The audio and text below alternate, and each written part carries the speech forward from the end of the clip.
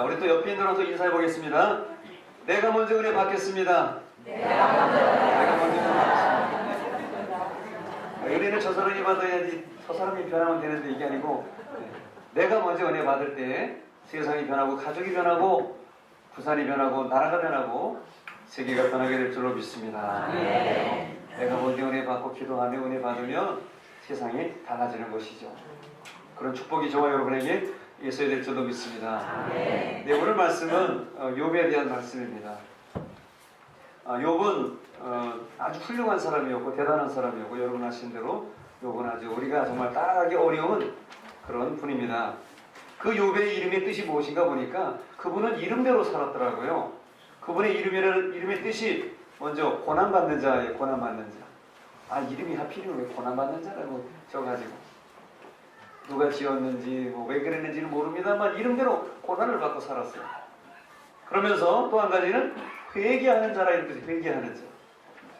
여러분 욥은 회개할 게 없는 사람이었어요. 그런데 나중에 회개했어요. 회개는요 죄인도 해야 되고 의인도 해야 돼요. 여기서 회개할 게 없다고 생각하는 사람 혹시 있다면 의인도 회개를 해야 되고 죄인도 회개를 해야 되는데 욥은 의인이면서 회개를 했어요. 그러니 참 대단한 사람이죠. 욥기가 42장에 걸쳐서 있는데 42장에 하나님의 축복과 응답이 나오고 나머지 한 40장은 너무 고난받고 서로 친구들하고 얘기하는 이런 주고받는 그런 대화 속에 있습니다. 근데 결국 나중에 하나님께서 욥에게 은혜를 베풀어 주셔가지고 그가 의인임에도 불구하고 회개하게 하셔서 친구들을 용서하고 품게 하시니까 은혜를 주셔서 나중에는 갑절의 축복을 받았다는 것이에요.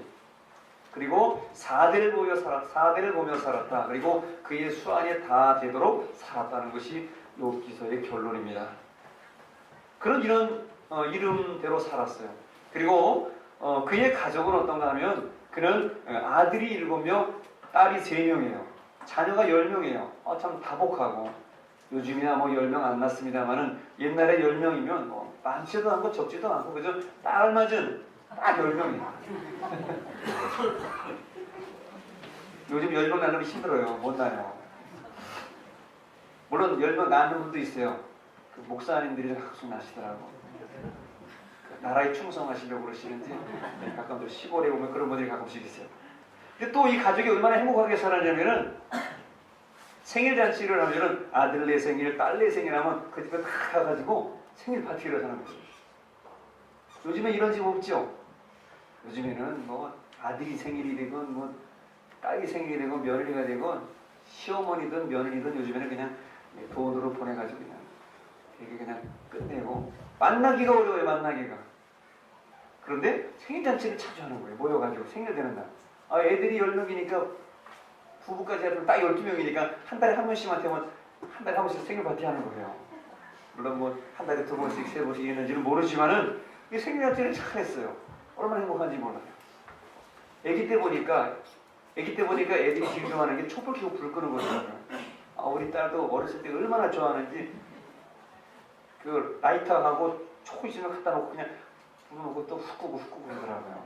재밌었던 것 같아요.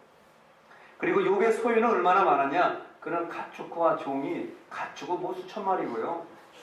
여러분 낙타 한 마리, 소 한 마리면 옛날에 우리 거의 집 한 채 값이고 옛날 아들 대학 좀 등록금 할 정도의 큰하던 가격입니다. 집안에 기둥 뿌리고 농사에 대들보라고 할까요? 그런 가축들이 엄청 많은 종도 많아요. 부자였어요. 여기가 아마 옛날에 만석군의 자녀로 태어나가지고 김포에서든지 김해에서든지 자기네 집 땅을 밟지는 못 다니고 좋은 걸 아마 30명씩 부리는 그런 양반집, 부잣집도 있었을 거예요. 저도 그런 얘기 많이 들었어요. 그래 큰 부자였어요. 영어 성경에는 greatest man이라고 그랬어요. 가장 위대한 훌륭한 사람. 대저택에 사는 대단히 큰 사람이라고 성경은 말씀하고 있습니다. 그런데 그런 욥이 이름대로 살았는데 그의 성품과 그의 라이프, 삶은 어땠는가? 오늘 성경 오래 읽지는 않았습니다만 1절에서 5절에 보면은 그는 온전한 사람이라고 그랬어요. 즉 비난받을 기가 없었다고 그랬어요. 손가락질을 받고 무슨 흠이 있는 그런 사람이 아니었다고 말합니다. 그리고 그는 정직한 사람이었다고 성경이 말씀하고 있습니다. 속일 일도 없고 남에게 해코지할 일도 없고 그저 주시는 대로 살고 있으면 베풀면서 살고 그렇게 악착같이 사는 사람은 아니었던 것 같아요. 그리고 욥은 하나님을 늘 경외하는 사람이었다고 그랬어요. God fearer라고 하나님을 두려워하고 하나님의 살아계심을 믿고 그렇게 살아가는 삶이었습니다. 그리고 그는 악에서 늘 떠나고 뿐만 아니라 자녀들을 위해서 늘 번제를 드리는 그런 삶이었어요. 악에서도 떠났고 또 자녀들을 위해서 늘 번제를 드렸어요. 왜냐면 생일잔치를 잘했다고 그랬잖아요.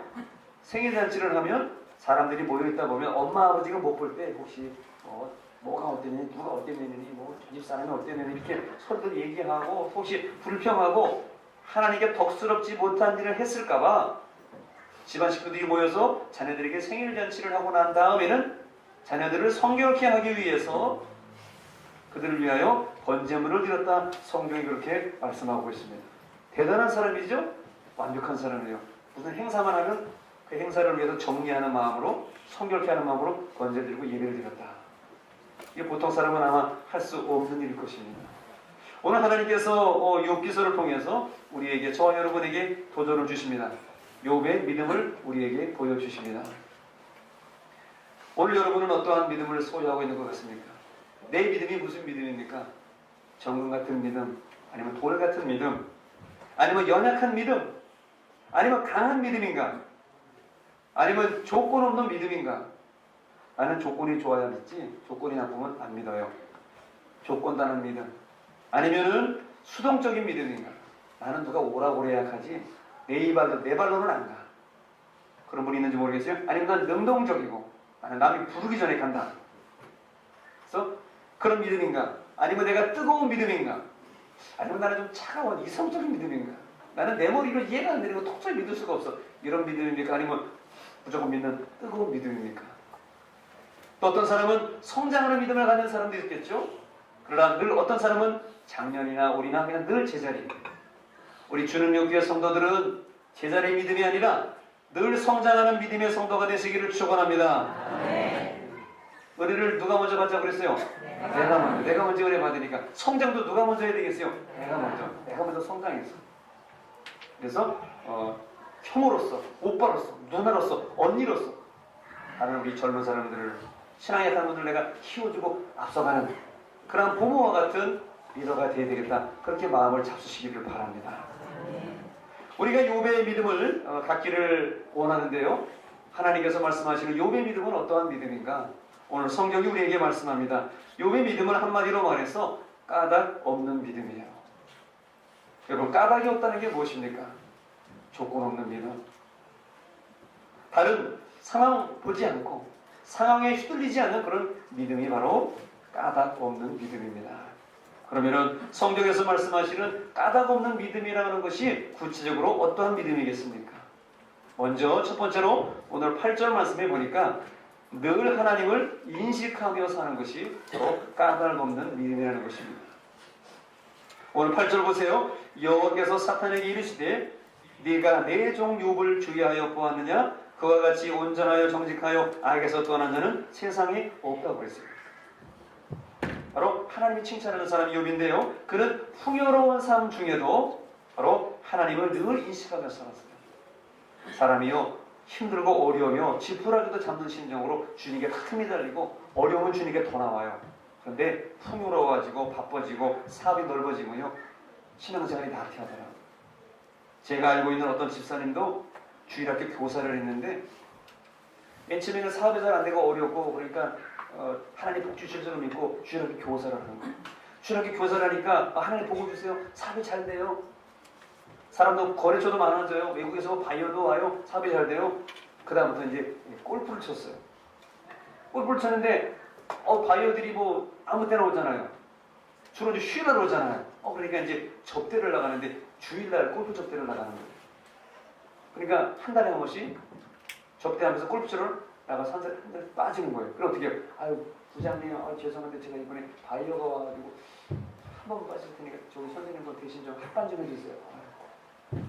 그리고 이제 미안한 게 나가서 접대를 하고 그런 거예요. 점점 시간이 가네. 점점 더 가고 사업이 점점 더 받지 돈을 자꾸 벌어요. 한 달에 2번, 한 달에 3번. 애들은 어떻게 해요? 애들은 이제 나만 놓고 버리는 거예요. 합반은 합반. 애들 선생님 얼굴 잊어버렸어. 니네 선생님 누구냐? 몰라요. 우리 선생님 매일 주일날 어디 나가시고 오지도 않아요. 그러더니 어느 날 하나님께서 그에게 사인을 보내시는데 결국 사업도 힘들어지고 그동안 쌓았던 모든 물질도 다 잃어버리고 사업도 힘들어져가지고 하나님이 불어버리셔가지고 그러니까 처음의 모습으로 다시 돌아가는 그런 분들도 있어요. 우리가 어려울 때는 하나님 믿는 거 쉽게 할 수 있어요. 그러나 풍요로울 때, 넉넉할 때, 욕처럼 자식도 잘 되고 농사도 잘 되고 종들도 많고 가축도 모든 것이 넘쳐날 때 풍요로운 삶 중에 하나님을 인식하며 산다는 거 보통 일 아닙니다.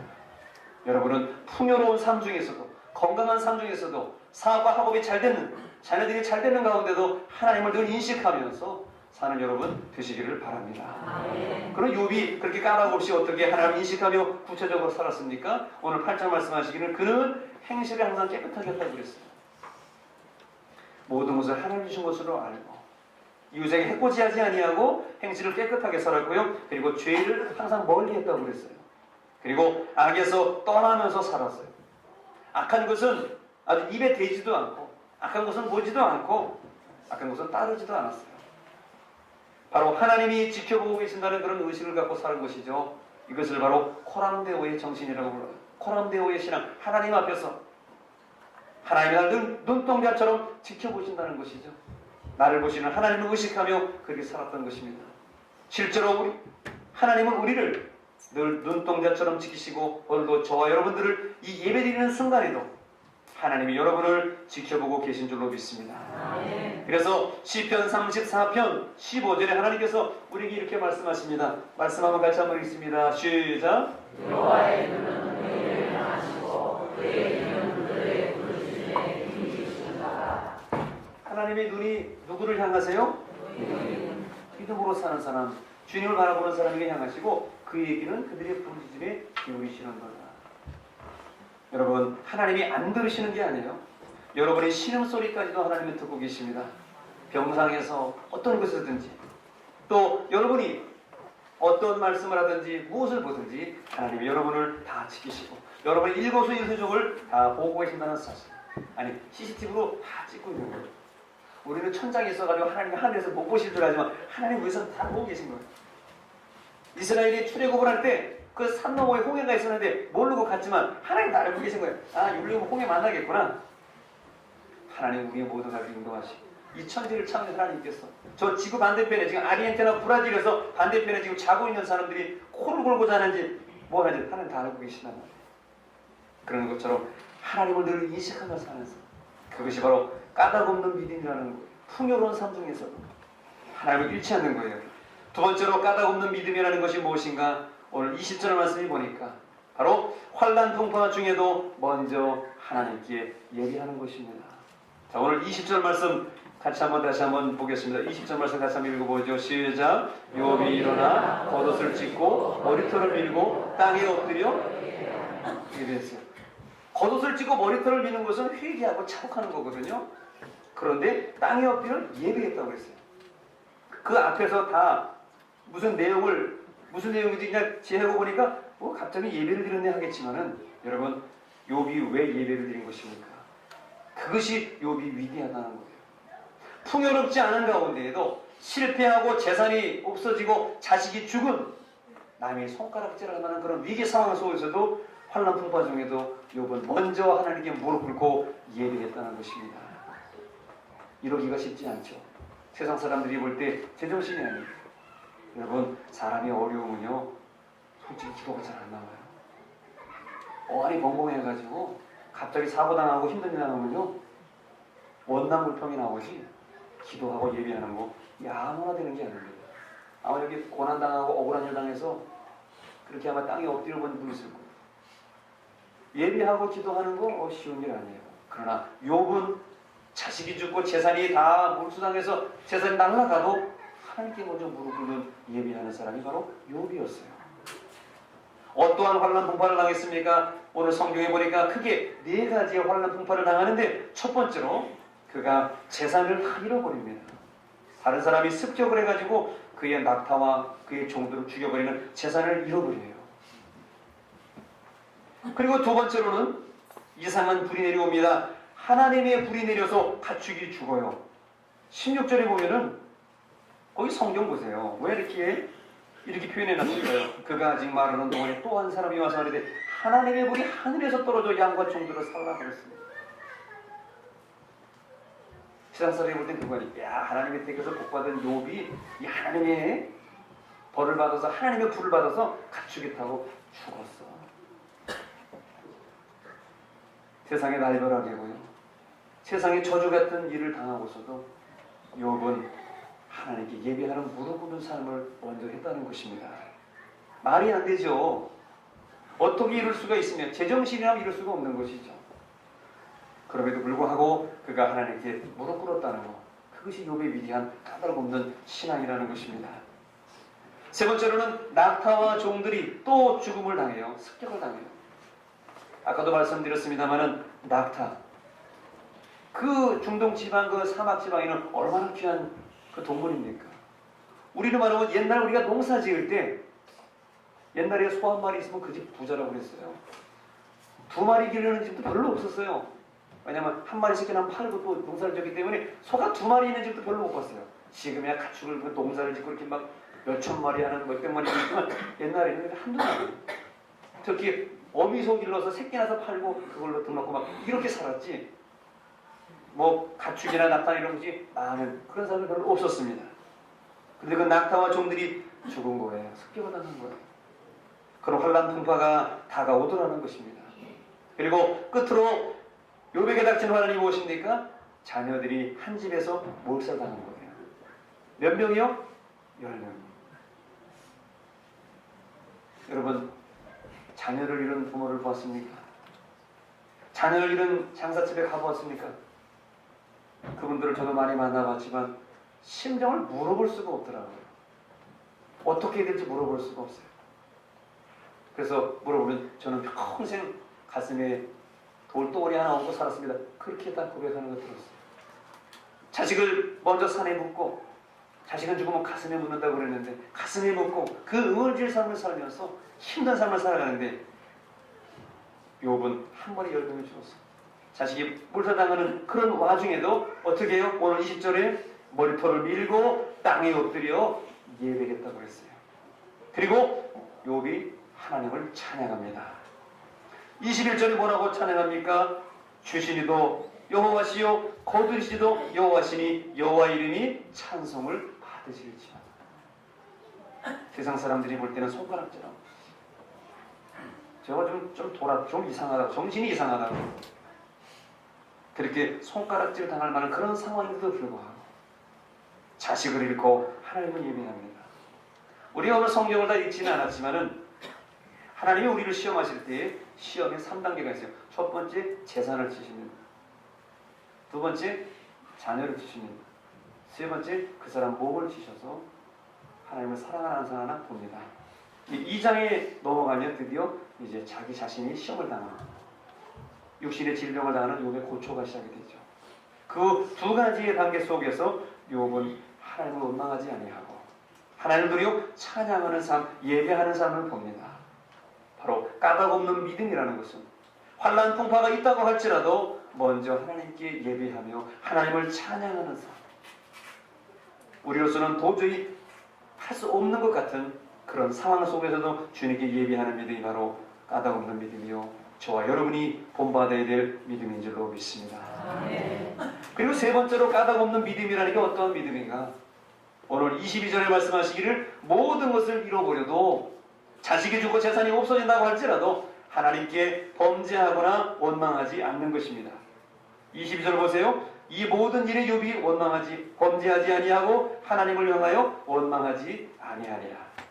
주신이도 하나님이시니까 가정하신도 하나님 거다 말이죠. 그러면서 범죄하지 않고 원망하지 않았어요. 욥이 왜 이런 시험을 당했을까요?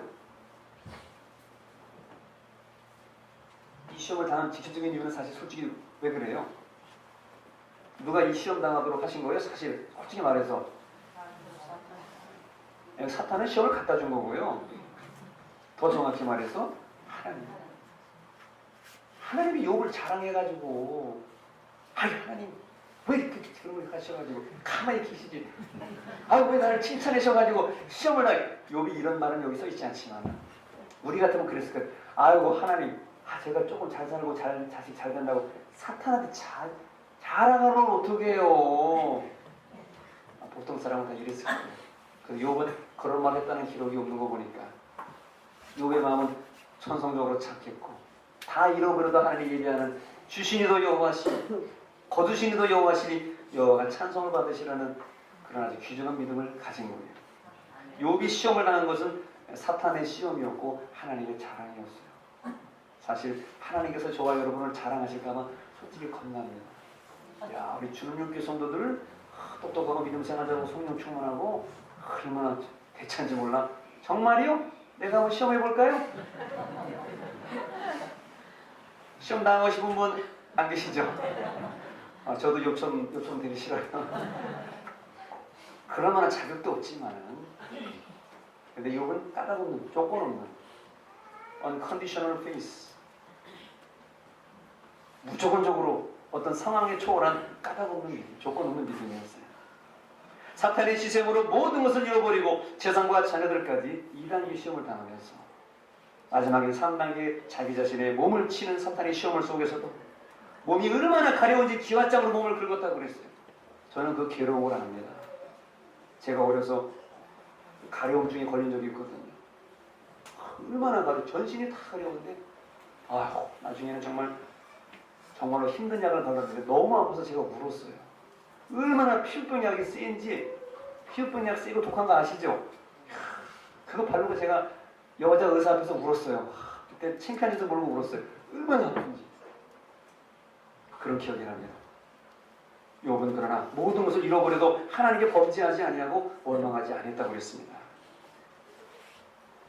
여러분, 이것이 도리어 그 욥에게 축복이 돼서 나중에는 하나님 복 주시죠. 바로 하나님을 원망하거나 범죄하지 않는 것, 도리어 감사하고 찬양하고 욥은 고백합니다. 이 모든 것은 하나님의 은혜라고.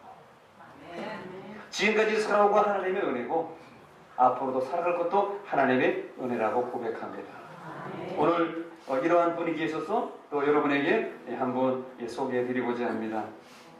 여러분 혹시나 잘 아시는 유명한 우리 복음성가 가수 박종호 씨라고 있어요. 몸도 풍채도 좋고 노래도 잘하고 그런 박종호 씨가 있어요. 지금은 이제 장로님 되셨다고 그러더라고요. 제가 그분을 지금부터 한 20년 전에 서울 횃불센터에서 한번 지나가다가 얼굴만 본 적이 생각이 나요. 제 친구 목사님은 아주 잘 알고 또 제 친구들이 한국 CCM계 그 1세대 주자로 활동을 했기 때문에 저도 우리 한국의 찬양 사역자들을 잘 알고 있습니다. 또 우리 친구들이 지금도 활동하고 있고 그분이 지금 동탄지구촌 교회 장로님으로 섬기고 계신데요. 그분은 서울대 음대 성악과를 졸업을 했습니다. 그래서 가스펠계, CCM계, 복음성가계의 조용필이다 그런 애칭을 가지고 있어요. 지금까지 판매한 음반이 200만 장이래요. 보통 음반 판매해가지고 10,000장 정도 이상 나가야 이게 그 수익이 된다고 하거든요. 200만 장이니까 토탈 200만 장이니까 엄청 많은 거죠. 우리 CCM계에서는 최고. 그분이 동창이 누구냐면은 조수미 씨예요. 조수미 씨. 조수미 씨 아시죠? 세계적인 오페라 가수 조수미 씨. 한국 애국가 부르고 다니고 말이죠. 그런 유명한 사람. 조수미 씨는 서울대 음대 수석 입학. 박종호 씨는 서울대 음대 수석 졸업. 4년 동안 실기 올 A를 맞았대요. 여러분 이 음악에서 실기에서 A를 맞는 거는 드문 일이에요. 그리고 반주하는 계시지만은 제가 1부 때도 물어봤는데 다른 분도 다 계시지만 실기에 A 점수 별로 안 주죠? 한 명 나올까 말까. 교수가 안 줘요. 여기 뭐 음대 교수님 계신지 모르지만 자기 자존심이라고 A는 잘 안 줍니다. 그런데 4년 올 A. 되게 공부를 했는지. 그분은 뭐 봐도 몸이 악기 통해요. 지도 좋으시고 그러셨어요. 그런데 조수미 씨는 세상의 길로 걸어갔고 화려한 길로 걸어갔고 이 박종호 장로님은 화려한 길이 아니라 내려놓고 성악가의 길을 줘버리고 복음성가의 길로 걸어갑니다. 지금 돌아보니까 제가 객관적으로 봐도 어떻게 그렇게 할 수 있었을까? 하나님의 은혜가 아니었다면 아마 못했을지 않아 그런 생각이 듭니다. 1987년도에 복음성가 경연대회에 나가서 대상을 타시죠. 그리고 CCM기에 찬양집 1집 살아계신 하나님을 제작을 하고 그래서 데뷔를 합니다. 그 1집을 만드는데, 그 살아계신 하나님의 1집을 만드는데 그때 당시에 가수 조용필 씨가 자기 음반을 제작하는 그런 돈만큼 CCM의 이 음반 찬양 CD를 만드는 데 돈을 썼다는 거예요. 그리고 활발하게 활동을 하다가 1999년에 미국으로 유학을 가게 되었습니다. 미국 메네스 음대의 음악대학원에 진학하기 위해서 미국으로 유학을 가게 됩니다. 유학을 가는 이유는 뭐냐면 그가 한 10년 동안 하나님을 찬양하고 많은 활동을 했지만 그때 당시는 열악했잖아요. 지금도 열악한 게 있습니다만은 찬양하는 사람들이나 악기나 시스템이나 모든 것들이 교회에서 하다 보니까 다 부족하고 아마추어잖아요. 그리고 항상 또 이거 너무 싸구려로 하는 게 아닌가 싶어서 자기 자신도 그렇고 그래서 이거 싸구려라. 하나님은 최고의 하나님이신데 최고의 찬양을 드려야 되는데 너무 부족하다고 생각하니까 정말 최고로 공부해 보기 위해서 제대로 된 음악, 제대로 된 찬양을 공부해야 되겠다고 미국으로 유학을 간 겁니다. 미국으로 유학을 가서 열심히 준비를 하고 있는데 그의 인생의 위기가 찾아오게 되었습니다. 유학 간 지 1년 만에 대학원 시험을 앞두고 있는 그 순간에 2000년도에 뇌출혈로 쓰러지고 말았습니다. 그런데 그의 엄마가, 박정호 씨 엄마가 2년 전 1998년에 뇌출혈로 돌아가시게 됩니다. 그 아들이 쓰러지니까 무슨 생각이 들어요? 나도 우리 엄마처럼 엄마 본받아 유전돼가지고 내가 뇌출혈로 겨우 죽겠구나 그런 생각이 쓰러지면서 거기 병원 인동네 그렇게 들다라는 거예요. 너무 무서웠다는 거예요. 여러분 아무리 우리가 죽고 싶다 해도 죽음의 현장 속에 가서는 살고 싶은 게 사람이거든요. 그런데 다행히 병원에서 일시적인 뇌출혈 증상으로 판명이 나서 다시 깨어나서 그래서 살아나게 되었어요. 그리고 그때 박종호 씨가 깨달은 게 있습니다. 지나간 모든 것이 하나님의 은혜였구나. 그리고 나서 그 깨달음을 갖고 자기 아는 곡을 쓰는 자매에게 이렇게 간증하며 고백을 했습니다.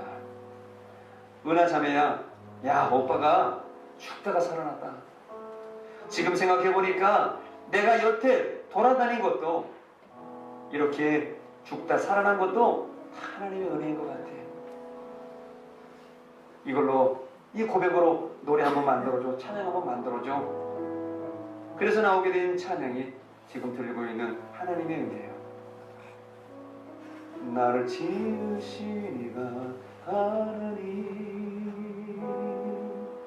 나를 부르신 이가 하나님, 나를 보내신 이도 하나님, 나의 나 된 것은 다 하나님 은혜라. 그렇게 열심히 찬양을 했는데요. 열심히 고백을 했는데 2002년도에 또 위기가 찾아오게 됩니다. 은퇴를 할 생각을 한 거예요. 때려치고 싶은 생각을 한 거예요. 하나님을 찬양하는 사람. 남들보다 그렇게 화려했고 하나님의 은혜를 고백했던 그가 은퇴를 결정하게 됩니다. 왜요? 교회에서 찬양 집회하고 은혜 집회 달라고 와서 가보면 큰 교회들이든 어떤 교회들인지 그 얼마 안 되는 그 찬양 사역자 사례비를 정해놓고 갈 때마다 조수민 씨 친구라면서요. 그래요? 여기 교회니까 조금 좀 들으면 안 돼요? 자꾸 깎으라는 거예요. 그러면서 그 큰 교회들이 대중가수 부르면 막 1000만원, 2000만원씩 줍니다. 그리고 연예인 집회 한번 하면은 비싼 분은 많이 드려야 되거든요. 1000단위 넘어가는 분도 있어요.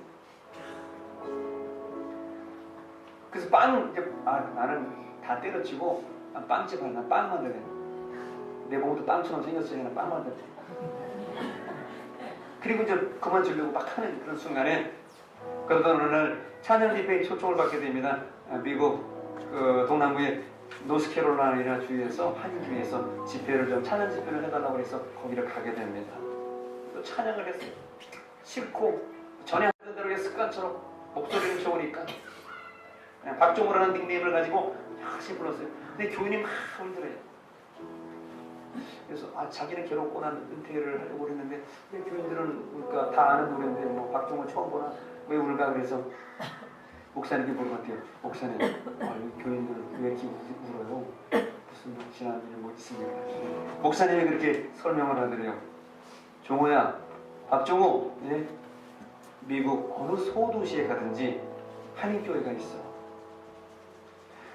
미군 부대 주변에 기지초리에서 일하다가 미군 병사 만나서 여기까지 시집온 한국의 아줌마들이 있어. 영어도 못하고 가족도 없고 한국인이 얼마나 그렇겠냐. 네가 오니까 하나님이 오신 것 같고 아버지가 오신 것 같고 오빠 동생이 온 것 같아서 너무 반가워서 그런 거야. 아 그래요. 그때 또 하나님의 사랑을 느끼게 됩니다. 그러다가 2003년도에 그 미국 메릴랜드주 볼티모어에 또 한 교회에 초청을 받고 가서 찬양을 하게 되었습니다. 저희 교회에 좀 와주세요. 예, 어딘데요? 저희 교회요. 네. 저희 교회는요, 마약, 알코올 중독자들이 많아요. 마약, 알코올 중독자? 한인교회 한국 사람들이 마약, 알코올 중독자들이 많다는 거예요. 가서 보니까, 볼티모어에 가서 보니까 학교에, 다른 사람 학교에 이렇게 강당을 빌려서 예배 드리고 있더래요. 교인들은 20명, 30명. 집회 후에 어느 교인이 와서 우리 박종호 장로님에게 말을 걸더래요. 선교사님, 그거 아세요? 저희 목사님 폐암 알리세요? 목사님은 다 건강한 것 같지만 목사님도 암으로, 지병으로, 사고로, 교통사고로 돌아가시는 목사님도 참 많습니다. 저도 예전에는 목사님이 화려한 줄만 알았어요. 많은 분들은 물론 그렇다고 뭐 너무 하찮다 그런 얘기가 아니에요. 십자가의 길은 멋있어 보이는 것 같으면서도 굉장히 힘든 길이라는 것을 갈수록 더 깨닫게 됩니다. 그런데 지금도 제가 하나 감사한 것은 제가 서울에서 교육전도사 시절을 하고 있을 때에 어느 집사님 아들이 사무실에 찾아왔어요. 제가 복사를 하러 갔는데 그땐 전도사님 우리 아들이요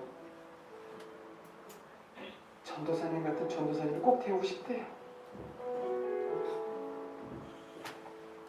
제 평생에 한 번 들어봤던 그런 일인 것 같은데 그 아들을 잊을 수가 없어요. 서울의 어느 교회라면 잘 아는 유명한 교회인데 그 아들이 지금 어떤 길을 보고 있는지 궁금해요. 이영순 목사와 같은 그런 하나님을 사랑하는 마음으로 그가 주의 중에 길을 걷고 있을지 아니면 그때 3, 4학년 초등학교 어린 나이니까 그냥 전도사님 모습이 좋아 보여서 찬양하는 전도사님 모습이 좋아 보여서 나도 전도사님 같은 사람 되고 싶어 그런 얘기를 해서 그랬는지 모르겠지만 여러분 그 교회 목사님이 폐암 말기라는 거예요. 근데 그 목사님이 알고 보니까 박종호 장로님보다 3살 아래였어요. 그때는 아마 40대 중후반 됐는지 모르겠어요. 지금 나이라고 해도 49세, 50세예요. 그 얘기를 듣고 점심을 먹는데 집회를 마치고 점심을 먹는데 이 선교사님이 박종호 선교사님이 목이 메였어. 목사님이 폐암 말기라는 소리를 듣고 밥을 막 넘기지는 못하는 겁니다. 그리고 그는 미국의 50개 주의 한인교회 주소록을 샀어요. 그리고 어느 날 남쪽에 있는 뉴멕시코주의 한인교회 집회를 가게 되었습니다. 그리고 집회를 잘 마쳤는데 집회를 마치고 나서 또 그 교회 담임 목사님이 우리 박종호 선교사님에게 부탁을 하더래요. 선교사님, 알라모고도라고 하는 곳이 있는데 알라모고도에 저희 지교회가 있어요. 거기 좀 가주시겠어요? 아 그래요 가야죠. 거기 교인이 얼마나 되시는데요? 글쎄요 한 2-3명 나올래나?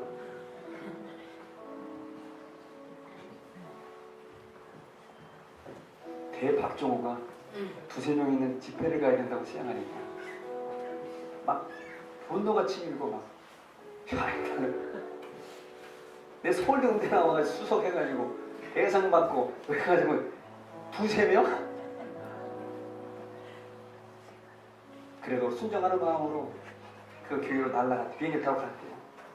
비행기를 타고 가는데 막 속에서 분노가 차오르는데 하나님, 제가 그래도 2~3명을 위해서 5시간 비행기를 타고 차를 그래 몇 시간을 타고 가야 됩니까?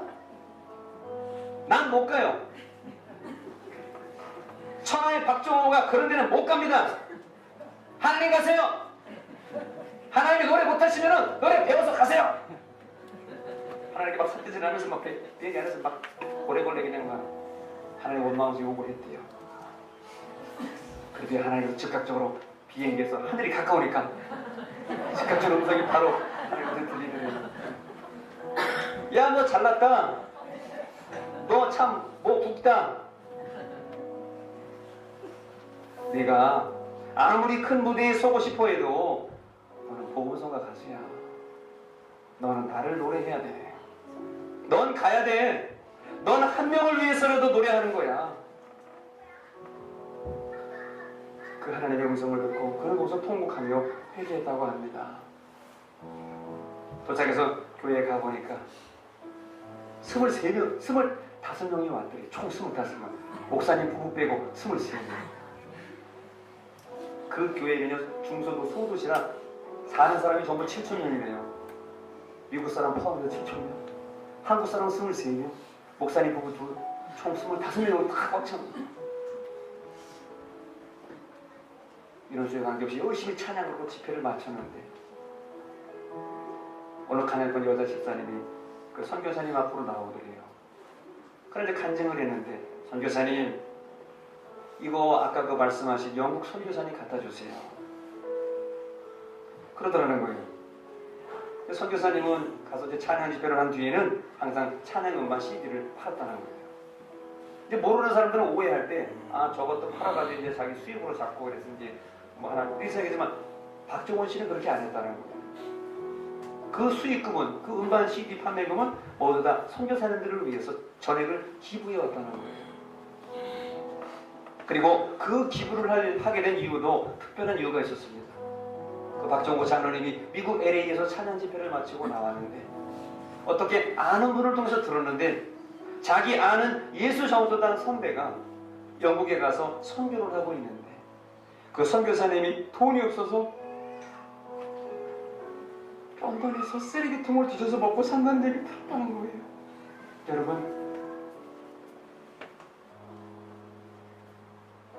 선교사님 중에는 배부른 선교사님도 계시지만 여기 영국 런던에서 쓰레기통을 뒤져가면서 먹을 것이 없어서 병들어 죽어가는 그런 선교사님도 있습니다. 진짜 선교사님들이죠. 존경스러운 분들이죠. 근데 그 런던에 있는 영국 선교사님, 예수전도 선교대에서 선교사님은 뇌종양인데도 불구하고 돈이 없어서 쓰레기통을 뒤져서 먹고 살고 뇌종양인데 치료비가 없어서 병원에도 못 가고 그렇게 영국에서 쓰러져 죽어가고 있다는 거예요. 그 선배님의 소식을 듣고 내가 음반을 판매해서 그 수익금으로 그 선교사님을 돕겠다는 마음으로 그때부터 음반을 판매하며 도왔다는 거예요. 선교사님 앞에 나와서 뭔 얘기를 하는 그 여자 집사님을 생긴 모습을 이렇게 보니까 척추장애 허리가 굽었어요. 척추가 주저앉았어요. 미국 병사의 아내로 시집 와가지고 가진 고생을 하고 매 맞고 힘들어 척추가 주저앉아서 척추 장애인이 된 것입니다. 그러면서 내민다고 하는 돈이 10달러짜리 지폐 한 장을 내밀면서 너무 어이가 없어가지고 아유 괜찮아요 집사님, 아유 받는 사람이나 주는 사람이나 10달러 그게 뭐 그렇게 대단하겠어요. 아유 괜찮아요 집사님, 걱정하지 마세요. 집사님 쓰세요, 괜찮아요. 말씀을 드리고 보니까 그 집사님께서 그렇게 얘기를 하더래요. 선교사님, 이거는요 제가 2끼 굶고 만들어서 가져온 거예요. 그 척추 장애인 그 여자 집사님은 한 끼를 금식하고 2끼를 굶어서 10달러 지폐를 가지고 박조고 선교사님에게 가지고 온 거예요. 그러면서 그때 그 선교사님이 깨달았대요. 내가 오병이어에 나오는 떡이구나. 하나님이 사랑하는 사람들을 먹이시는 데 쓰시는 내가 도시락이구나. 내가 노래하는 것이 아니라 하나님이 나를 사용해서 부르시는 거구나. 하나님이 찬양을 하셨구나. 그러면서 그 여자 집사님은 눈시울을 붉히며 이렇게 부탁을 했대요. 선교사님, 일본의 오키나와, 독일 프랑크푸르트, 거기에서도 저희같이 외로운 사람들을 위해서 찬양을 해주세요. 박종호 장로님은 2002년도부터 매년 10만 4천 달러, 천사의 이름으로 10만 4천 달러씩 선교단체에 선교사를 위해서 기부해 오셨다고 합니다. 이 돈이 무슨 돈이냐? 예수전도단에 자비량으로 나가서 선교하시는 그 선교사님들이 돈이 없어서 먹을 것이 없을 뿐만 아니라 병들어 죽어가는 무료로 건강검진 받으시라고 한국에 들어오면 건강검진 받으시라고 준비된 그런 헌금의 돈이 되었습니다. 그리고 장로님은 탄자니아와 인도에 에이즈를 앓고 있는 어린이들을 위해서 고아원 2곳을 지었다고 합니다. 그런데 더 놀라운 것은, 제가 특별히 감동받은 것은, 그는 이렇게 매년 10만 달러씩 기부하고 있지만은 그의 집은 서울 마포의 한 아파트에서 월세로 살고 있다는 것입니다. 우리는 내 집을 장만하기 위해서 전세라도 벗어날 마음에 월세를 벗어나고 전세를 넣고 내 이름으로 된 등기를 하나 가지려고 얼마나 우리 아둥바둥하고 내 것이냐 내 것이냐 하면서 우리가 세상에서 아둥바둥 살고 있습니까? 그 천하의 박종호 장로님, 동탄까지 아마 교회까지 집에서 먼 걸로 알고 있는데 마포에서 동탄까지, 수원 동탄까지, 화성 동탄까지 교회를 다니시는데 집은 아파트에 월세로 살고 있다는 것이에요. 그리고 요즘은 한국 교회 주소록을 사가지고 전화를 돌린다고 합니다. 강원도 산골짜기 교인들 한두 명 있고 나오는 그런 교회에 전화를 했어. 혹시 찬양 필요하시냐고, 찬양 집회하셔도 되겠냐고. 본인이 가가지고 찬양이 필요한 곳에 찬양하고 싶어서 시골 교회에 전화를 돌리신다고 그러더라고요. 그래서 제가 어제 우리 친구 목사님께 전화했어요. 아, 목사님, 우리 저기 박종호 우리 장로님 좀 모시려고 하면 찬양을 하면 어떻게 하지? 걱정하지 마, 이 목사님. 내 그 뭐야, 매니저도 잘 알고 박종호 장도 잘 아니까 날짜만 정해줘, 날짜만 바로 연락 줄 테니까. 언젠가 우리 박종호 장로님, 근데 제가 최근에 그 찬양하는 영상을 봤는데 많이 늙으셨더라고요. 그때 제가 27에 32에 만났을 때는 뭐 풍채도 좋고 그냥 멀쩡해서 이렇게 있었어요. 지금 머리도 하얗고 염색을 하고 세월을 이기는 장사가 없더라고요. 언젠가는 찬양을 할수록 주는역 교회에도 오게 될 줄로 믿습니다. 여러분, 이 모든 게 하나님의 은혜라는 것을 그 장로님도 쓰러지고서야 깨달았어요. 욥도 건강하고 올 때 풍요로울 때도 잘 믿었지만 자식이 죽고 재산을 잃어버리는 그 모든 것 속에서도 그는 하나님 원망하지 아니하고 하나님께 찬양하고 하나님의 은혜였음을 고백하고 예배드렸습니다. 주시니도 여호와시, 취하시도 여호와시니 하나님이 찬송을 받으실지로다. 우리 하나님의 은혜를 고백하면서 지금 나오신 우리 찬양, 우리 가슴에 오른손 올리시고 우리 함께 고백하며 찬양합니다.